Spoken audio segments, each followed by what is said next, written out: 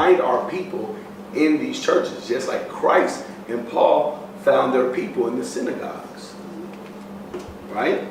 To come to give you the gospel. Gospel is also equivalent to good news.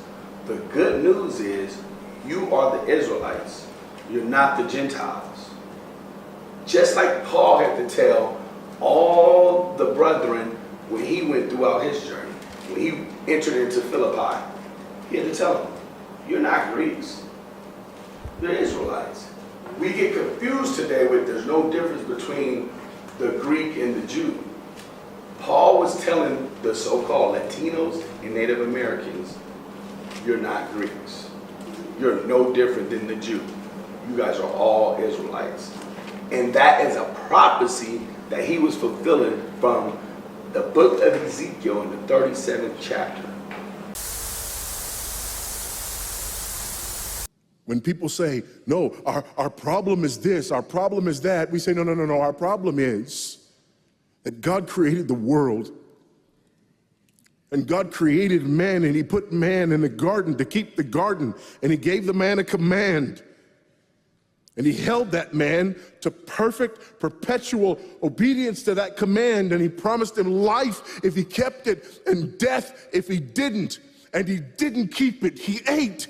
And because he ate, because of that one man, sin entered the world, and death through sin. And everyone born from that man through ordinary generation inherited that man's sin nature. And because of that sin nature, sins proceed from it. And our world is broken because of that sin. And we stand guilty before a holy and righteous God. And we know that he's holy, and we know that he's righteous, and we crave justice. But the problem is that if God gives us justice, we all die. And so that God, in his goodness and in his mercy, sent forth his son, who was not born of ordinary generation, but was born of a virgin. Yes, the virgin birth matters. Why? Because if he's born of ordinary generation, he's born in sin. But because he's not born of ordinary generation, he's not born in sin. He's clean of sin. His record is clean. And he keeps his record clean. And he obeys God's law.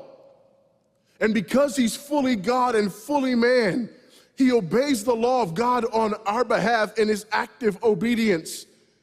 And then in his passive obedience, God made him who knew no sin to be sin for us. All we like sheep had gone astray. Each of us had turned to his own way, but God laid upon him the iniquity of us all. And Christ died for sin once for all, the just for the unjust. And God imputes our sinfulness to him. And he nails our sinfulness to the tree. And Christ dies and raises again on the third day for our justification. And there's another imputation. The righteousness of Christ is actually imputed to us so that God can be both just and the justifier of the one who places faith in Jesus Christ. So that all those who come to Christ may enter in. So that all those who place faith in Christ might be saved, but not only saved, but sanctified. Because he's the firstborn of many brethren. We're justified and we're adopted into the family of God. And we're sanctified, and as his children, we begin to bear the family resemblance.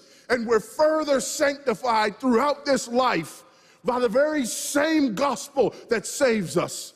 Until one day when it's all said and done, we're not just saved from the penalty of sin. We're not just saved from the power of sin, but one day we're glorified and saved from the very presence of sin. That's the gospel that we preach. That's the gospel that we need. And that's the gospel that's more than enough.